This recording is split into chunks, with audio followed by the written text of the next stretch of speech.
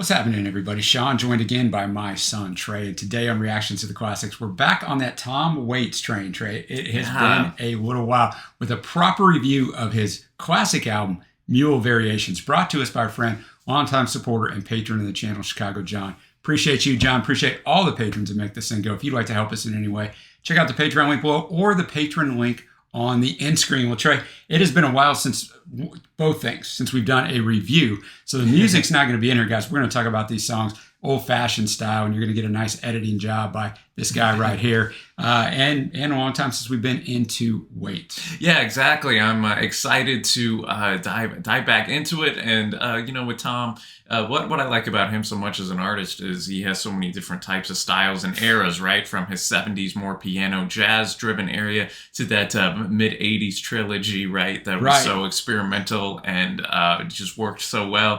To, his 90s work with Bone Machine being one of my favorites from him. I was going to say, you love that album. Now we're closing out the 90s with a pretty darn good record as well. Yes, we are. Yes, we are. So a little quick facts on it. 13th studio album released in April of 1999 on the Anti label. It's Waits' next studio album after The Black Rider in 93, so it had been a while. This did win a Grammy Award for Best Contemporary Folk Album. It was nominated for Best Male Rock Performance for the track Hold On. Well, that's interesting, too. Do you think of this as a contemporary folk record? No, I was shocked by that. But, the Grammys are weird, man. I see them throw stuff in Americana. I came across an album I was listening to the other day, and I'm like, this is not an Americana album, but I guess they can do whatever they want. Really good critical acclaim. Enemy only a 7 out of 10, but Pitchfork, who I hold in high acclaim, 9.5 out of 10. And The Village Voice, who is just notoriously difficult, gave it an A-. It charted in 14 countries worldwide upon release, including debuting at number 30 in the US and 9 in the UK, and number 1 on Norway's album chart. Sold 500,000 copies worldwide, which for Tom is absolutely fantastic. I've always wondered this, Trey, but wonder no more. Why is it called this? Yeah, and we have a lot of great quotes in here from Waits himself. He's done a couple of extensive interviews. So he said about this back in 1999, he said, "My wife said, I didn't marry a man, I married a mule." That's what she said. It's like the Goldberg variations, only these are the mule variations. People don't write as much about animals as they should. Perhaps they will now in the future. I don't know. No, it's just one of those titles that stuck. I don't know what people are going to think mule variations are. We done the song Get Behind the Mule. We done it several times. We did a Chinese version, a cha-cha version, a cappella. And so at one point, somebody mentioned that we had all these different variations on the same song. We had these mule variations. So we started referring to the record as that, Mule Variations, but in kind of a humorous way, and then it stuck. So, there's not a huge, I thought, there's got to be some huge intricate thing. No, it's as simple as that. And as has been on previous albums, all the tracks are written by Tom and his wife at the time, Kathleen Brennan, unless we note otherwise. Trey, there is a bunch of tracks. So let's kick it off. We're going to put the song below so you know what we're talking about. We're not playing it, like I said. You're going to know. We got Big in Japan, which is just what it sounds like. Yeah, exactly. He said about the track, Waits, quote, "I see myself in the harbor, ripping up the electrical towers, picking up cars, going in like Godzilla and leveling Tokyo. There are people that are big in Japan and are big nowhere else. It's like going to Mars. It's also kind of a junkyard for entertainment. You go over there and find people you haven't heard of in 20 years that have moved there, and they're like gods. And then there are all those people that don't do any commercials. They have this classic image. But over there, they're hawking cigarettes, underwear, sushi, whiskey, used cars, beach blankets, etc." And when you get into the song itself, the start of it's very startling. No pun intended there.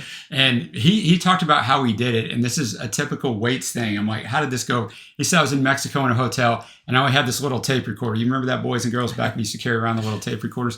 I turned it on, I started screaming and banging on this chest of drawers really hard till it was kindling, trying to make a full sound like a band. I saved it. It was years ago. I had it on a cassette. Used to listen to it and laugh. It sounded like some guy alone in a room, which it was, trying his hardest to sound like a big, loud band. So he stuck in the front. So I'm wondering a couple things. One, if you're staying in that hotel and you start hearing that, are you calling the cops? And two, if you come in when he checks out and find your dresser in a heap, you're like, well, what happened? Yeah, what's going on over here? So the song itself, I thought it was really good. A good way to start it. Really makes you sit up and pay attention. Drumming percussion on it is tremendous, not just that beginning part. The way Waits says big in Japan is strained and yelling. Like, he goes all in on this. Like, Tom knows this is a little bit over the top, like he likes to do. Talks about what he has in one part, but what he doesn't have in the other. Like, he's got the sizzle, but not the steak. He's got the boat, but not the lake, which will do you no good. And the great Les Claypool from Primus is in on bass on this one, so it gives it just that beautiful sound. Now, Waits always does a great job of surrounding himself with these wonderful musicians, right? And this record's no different. A lot of bluesy type of sounds on this record, and especially on this track, too. You kind of got a fuzzy blues riff, which I think really drives the song, makes it a bit oddly catchy as well. It is oddly catchy. I think it sets the stage quite well for the record, in my opinion. And then we take that into Low Side of the Road. You ever been on the low side of the road? Trey, on occasion, and this is inspired by a blues anecdote. Story goes that in 1930, Leadbelly was jumped by a group of white men. He produced a penknife he used as a guitar slide and went to jail for attempted murder. Now, let's go back. He was jumped by a group of white men. He pulls out a penknife to defend himself. And then he's the one that gets... And that's the good old days some people talk about in the country that we live in.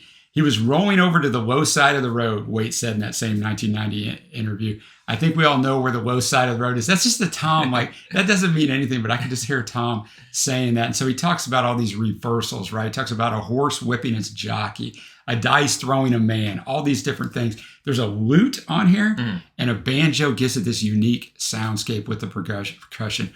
Waits is not super clear on this. Yeah, definitely has a bit of a more lo-fi production on his vocals for sure. And it has a sense of grittiness, I guess I'd describe it as well, that fits kind of the down and out lyricism. Another solid type of track, and, again, just kind of sets the stage. What are we going to have for this record? What is going to... And there's so much variance on this album. Oh, for sure. And we go now to one of my favorites, Hold On. Agreed. And this was nominated actually for Best Male Rock Vocal Performance. Waits described the song inspiration as follows, quote, "I thought that was a good thing to say in a song," talking about Hold On. Right. "We're all holding on to something. None of us want to come out of the ground. Weeds are holding on. Everything's holding on. I thought that was a real positive thing to say. It's an optimistic song. Take my hand, stand right there, hold on. We wrote that together, Kathleen and I, and that felt good. Two people who are in love writing a song like that about being in love. That was good." Yeah, that's Tom transitioning a little bit, huh? In the old days, Tom wouldn't have written a song like this too often. The song itself, though, the way I interpreted it is that they were in love and she leaves him. There's a great line. "Oh, you built it up, you wreck it down, then you burn your mansion to the ground." Now, this kind of reminds me, this is throwback. It's not Closing Time, his debut album, level of vocals, but there's a few songs on here where Tom just sounds absolutely fantastic. Oh, yeah. This is one of them. It's got normal instrumentation, not any of the out there stuff that the first two tracks had. And what I'll say about this song that I really enjoy is just the pacing of it. It doesn't try to get too fast. I think that guitar lead in particular has a nice slow movement to it, and slightly the guitar also reminds me of Downtown Train from Rain Dogs, of course, one of Waits' more famous tunes. Tell me if you think I'm onto something right there, but you can really tell the authenticity in Waits' vocals here, as well as a lot of his work has. I think it's a lovely track, one of the best on the record, if I had to say so myself. And now we're gonna go to Get Behind the Mule, which we mentioned in the opening here. Yeah, and it's a good song because it's a song of instructions, right? Don't let the weeds get higher than the garden. Keep a diamond in your mind. Meet me by the fall down tree. It was inspired by all people, Trey, the father of the blues legend and mythical legend, Robert Johnson. He said trouble with Robert is he wouldn't get behind the mule in the morning and plow. That was the life that was there for him, Waits said, to be a sharecropper. But he didn't want that, Trey, so he took off, and then, of course, he disappeared, right? But whatever hard labor you're doing or any of that stuff in life that you're doing that's difficult, that's physically demanding, that's kind of what this song harkens to. You got to get behind the mule, man, and just gut it out and do it. Great bass line and percussion. That's going to be on these songs that are faster, that's going to be a recurring theme. Even got a little Jesse James and his brother line in here. Nice harmonica. Yeah, definitely. I do enjoy when the harmonica kind of pops up. Yeah, it pops up a few times. Again, kind of a throwing back to that 30s, 40s bluesy type of sound. And yeah, that's what I had on this song. Another bluesy type of track. Waite's vocals had a bit of an echoey effect. They did. They do that on a few songs. I thought that was a cool little production trick, so to speak. And yeah, a solid tune right there. I think we're kind of 4 for 4 starting this record out as we now go to House Where Nobody Lives. And this one, Waite said that was a house I used to go by when I would drive my kids to school. Abandoned, and the weeds were literally as tall as the trees. At Christmas time, all the neighbors in the area kicked in, bought some lights for it. It was kind of touching. It was like the bad tooth in that smile of a neighborhood.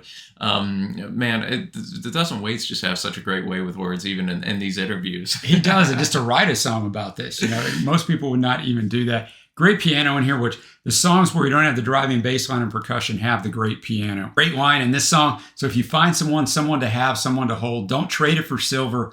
Oh, don't trade it for gold. And that's the overarching theme of this. He's kind of asking the question, if you leave the house, you make all the memories, Trey. If you leave the house, are the memories still there? Yeah. I think he's kind of asking about that. Like, I wonder in that old house, what happened there? Like, because there's still great memories. Well, and I think that's, again, a strength of Waits and his songwriting, right? He's not only writing about, your love or your highs. No, man, he's writing high level successes, right? He's writing about the stuff that maybe is more shunned, maybe that doesn't get the attention, right? And I think grit and grind, baby. Yeah, and I think this is one of the better vocal performances on the record here. Reminds me a bit of that 70s work, but this is a little different because the guitar is more prominent than that 70s work. But again, a very solid track. And now we go to track number 6, Cold Water, which again is going to be one of my favorites actually on here. Follows the day in the life of a drunk. He reads the Bible, all right, but not just reading it. He's reading it by a 40-watt bulb. He found an old dog, and it seems to like him. The storefronts flip to their open sides. He panhandles for a bottle of wine before winding down front of the tube in the window of a furniture store. So he doesn't have his own TV, but he's making do with what he's got.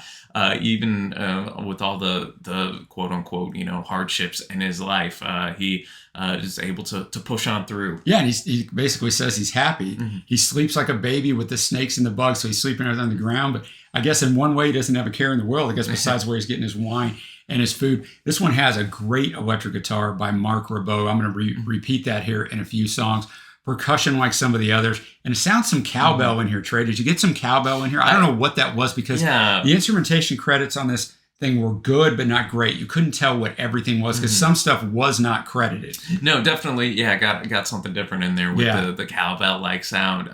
Like I said, one of my favorites. Waits has a gospel blues kind of a mashup in his vocal delivery, and it evokes such passion. And like you noted, like I think the electric guitar has just the right amount of fire without taking the song kind of out of its lane into being like a full-on rocker, so to speak. So again, quite enjoyed that one. And then track number 7 here, we have Pony.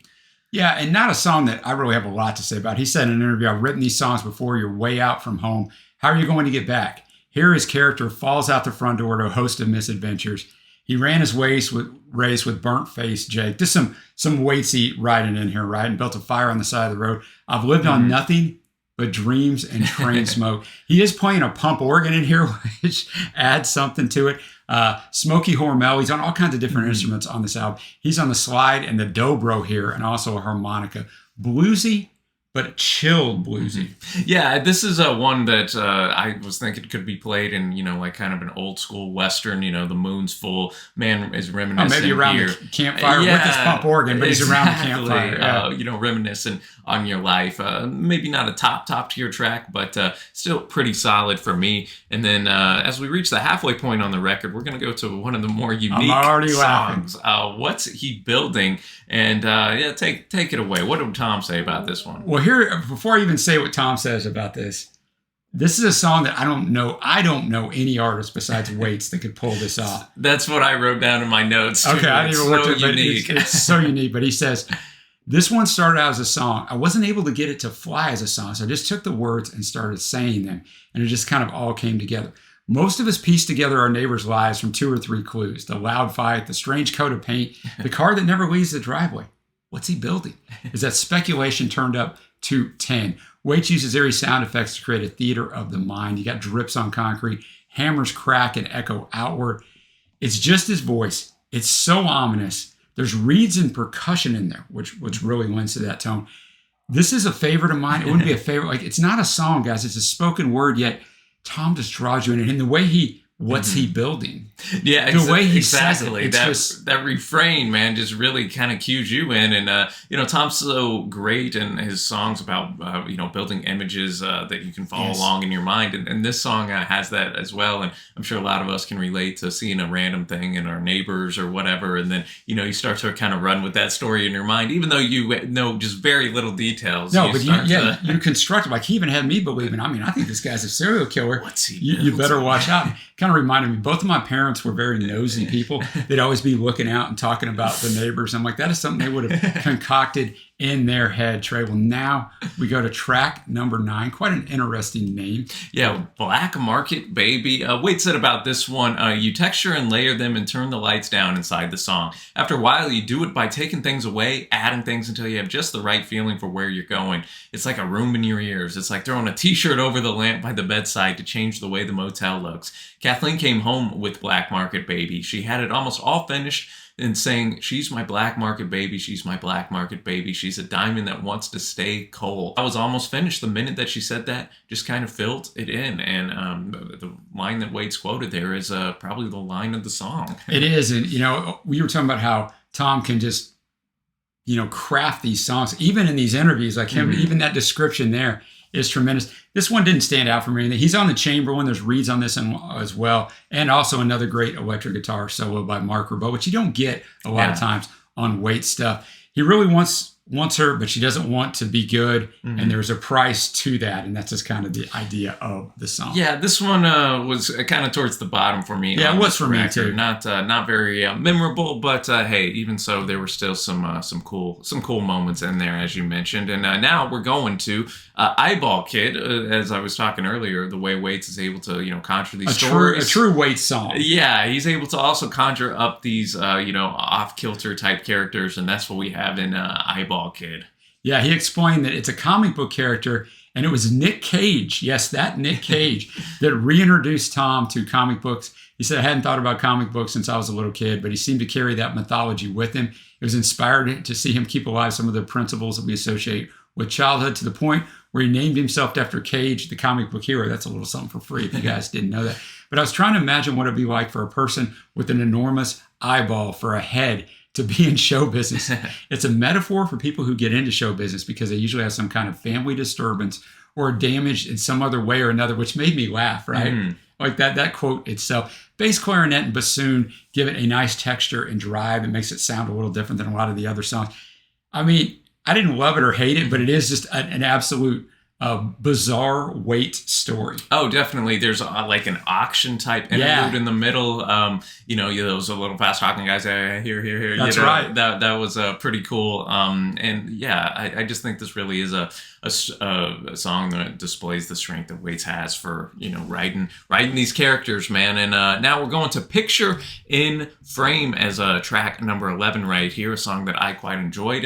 Waits said that this is a simple song. Sometimes I listen to Blind Lemon Jefferson or Lead Belly, and you'll just hear a line or passing phrase. The way they phrase something sounds like the beginning of another whole thing. They just use it as a passing thought, kind of a transitory moment in the song. But it sounds to me like it could have opened up a whole other thing. I heard that title, Picture in a Frame, in another song. I don't remember what the song was now, and I thought, that's a good title. So I made it about Kathleen and me. Yeah, and this song maps out a love affair in only 34 words, the effect of bygones and sticking together despite the odds. So for Waits, an oddly uplifting song lyrically. He's on the piano. There's an alto sax. Not much in the songwriting, obviously, because what is there? There's 34 words. But I still thought it was well done. Yeah, and I think it was really well placed in the track listing as well, being more piano-driven. You kind of have a bit of a stylistic difference from a lot of the previous tunes on here. So I thought that was cool. As we go now to Chocolate Jesus. What a title for this one. Yeah, it draws you in. And it's about a hallowed treat with a cross on one side and a Bible inscription on the other. He's not knocking Christ. He said to Waits, the chocolate Jesus provides tangible satisfaction without paying a tithe at the end. It's an immaculate confection, he said. someone might think it's blasphemous, but it's actually kind of grassroots spirituality. A great atmosphere, Trey. Definite 1930s vibe on here. There's a real live rooster crowing. He actually recorded this outside, and he said the rooster didn't receive any payment, but what it did receive is he spared its life. So, I mean, it doesn't get any better than that. It doesn't get any more Tom than that. That is awesome, man. Yeah, I think you're right on with that 30s, 40s blues type of sound that, rears its head again right here. Another solid track for sure. As we go now to a very serious tune, as we go to Georgia Lee, which has a real life connection back in 1997. There's a 12-year-old named Georgia Lee Moses. She disappeared from her home in California and was later unfortunately found slain in a grove of trees by a freeway. 9 days later, no suspects found. Case is still open. Obviously, it struck a chord with Waits if he wrote a song about this, and he actually sat at the back of her funeral. Man. He said about it, quote, "A lot of people came and spoke. Everybody was wondering, where were the police? Where was the deacon? Where were the social workers? Where was I? And where were you?" That was powerful, man. Soon after, he sat at the piano, composed a ballad which he petitioned God for answers. Didn't get sanctimonious. He only pleaded and wondered. And he also honored and dignified Georgia in the track as well. Yeah, and it is just so powerful. The chorus itself, which you kind of mentioned there, but it says, "Why wasn't God watching? Why wasn't God listening? Why wasn't God there for Georgia Lee?" Sparse instrumentation. You got Tom on the piano. You got a violin. Just what it should be. And man, what a touching song. And shows you that while Tom can write things like the Eyeball Kid, right? That's just this great, like just bizarro characters. He can also write something that's just as powerful. That's why Waits is one of the greatest songwriters ever, period. No, I'm totally with you on that, Dad. And that's kind of what I had notes on this song for me. Like, it's such a moving song, and yet it also displays how from album to album, there's so many different types of styles Waits has, but not even album to album, but song to song. Song to song, man, especially on this one. Yeah, Eyeball Kid 2 songs ago, and now we're going to something like this. And definitely a really, really strong tune on here. As we have a few tracks left. We have the Filipino box talking about going spring back to hog. Waits noted, when we lived on Union Avenue in LA, we had parties. We sawed the floorboards out of the living room, took the bed, the box spring, and first dug out the hole and filled it with wood, poured gasoline on it, and lit a fire. And the box spring put it over the top. That was the grill. We brought in a pig and cooked it right there. Man, I wish I could have partied with Waits back in the day. Waits That's has what I'm gonna say. Great story, guy. His life is crazy. Like, he was in the Coast Guard. He was a firefighter. He was homeless and lived in his car for a while. So this has got to be one of those times when he was borderline homeless, because most of us, Trey, are not digging out the living room and burning the bed. But this is one of his typical crazy, colorful stories. It's interesting here on the arrangement, Dad. We have something totally different than the rest of the album, because some turntables here, thinking back to like some 80s hip hop, and yet, that shouldn't work on paper, and it oddly does. They add an awesome dimension to the track, in my opinion. And I think it's one of the more unique arrangements in Waits' varied catalog that you're going to come across. I quite enjoyed it. It just shows you he can pull off anything, Trey. Anything. And we're going to go another huge shift to Take It With Me. A man's dying, and he's remembering all the great things, and says he's going to take them with him when he goes, because that's all you really have. The great line in here is, "All that you've loved is all you own." It's just Tom on piano, vocals sound great, very powerful, and I'll tell you, the message is fantastic. Like, especially for a guy who had some success, not great success, but I'm sure Tom did fine for himself with the touring and everything. But you can have all these trinkets, all these things, but when you're laying there in your dying bed, all you have is those memories, and those are the things you're going to take with you. So I just thought it was fantastic. Yeah, and I think, again, vocals were quite solid, quite strong, and very reflective type of tune to kind of think about your own life, and I think it works well as the album starts wrapping up. It does. As we go to finishing it off with "Come On Up to the House," one of my favorites on here, about, again, accepting kind of your shortcomings, being aware of the reality of life and just kind of the grimness of the world, but instead of letting that turn you hard and isolating yourself, one should accept it and come on up to the house with the rest of the people. So very very interesting type of track. He has a line in there, "Come down off the cross, we can use the wood." That was great, So again, really strong songwriting here by Waits, and I really like the interplay between the guitar lead and Tom's passionate vocals, and I think a stellar choice to end this record off. I agree, man. And he also threw in some with the instrumentation, the sax, sax, the baritone sax, and Tom is not in tender voice mode, but he still sounds really good, which usually at this point it's either tender voice mode or I'm all into this. But he's kind of in between there. It sounds really, I mean, he finished this album off so strong. In which, Trey, that's going to segue us into our favorite tracks. For me, honorable mention, Get Behind the Mule. I mean, it's got to be up there. Phase, Hold On. What's He Building? Which if you listen to it, you're going to be like, dude, how? But it just is, right? Georgia Lee, Take It With Me, and Come On Up to the House. Yeah, for me, I also have Come On Up to the House. I got to throw some love to Cold Water on there. Take It With Me. The opener, Big in Japan, and then Hold On. So this tells you we got some varying faves here, which tells you how solid this album is. All right. Now we come to our overall score, Trey. What do you got? But for me, man, this is a very strong album, I think, from start to finish. Only a couple on there didn't work for me, and even so, they were still fine, you know, even if I'm not rushing to rush back to them. As we mentioned a lot on this, Dad, the varied instrumentation on here and the different types of styles and subject matters really, I think, make it play well, even though we didn't even mention it is over an hour long, about 70 minutes. Yeah, it's 73 minutes to be exact. Yeah, but doesn't feel like that to me, at least, as you're going through it. I wouldn't put it at the top tier Waits records with something like Rain Dogs or Bone Machine, but I put it on that very next tier. So I'd go a nice 8.25 on this record for me. All right. Well, I definitely respect all that. See, I don't have Bone Machine in that high claim, and I would put this up on his upper tier. I'm not saying this is his best album, but I'm saying if I was going to play one album for someone who doesn't know Tom, I wouldn't play Closing Time, his first album, because he sounds so good on it. It's like, I would play this album because it has all the variants to it. It shows you the crazy stories he can weave, the gruffness, but also a lot of tenderness, the strong story of Georgia Lee, all of those things. So I'm going to be at a sky-high 8.75. I think this album is absolutely fantastic. The only thing that knock against it is what you said. It's 73 minutes long. Now, I don't think there's any bad songs on here, but I would have cut out maybe 4 of them just to make it more accessible for the general public. But you know what? You're watching this video, so you must love Waits. So the heck with the general public, right? Tom made a record for us, and I thought it was fantastic. Oh, I think that's very well said, Dad. We, of course, want to hear from you. What are your favorite tracks, and what are your thoughts on Mule Variations? Do you think it is at that top tier of Waits records? Let us know in the comments, as well as show some love to our guy, Chicago John, who requested this for us to review today. And of course, if you want to check out any of our other Waits reviews, there's a lot of them. You can check that out. We'll have some stuff linked for you at the end screen that'll pop up here in just a moment. But I guess, Dad, that'll wrap it up. That's it for today, man. So until next time, y'all, thanks for watching, happy listening, and we will see you.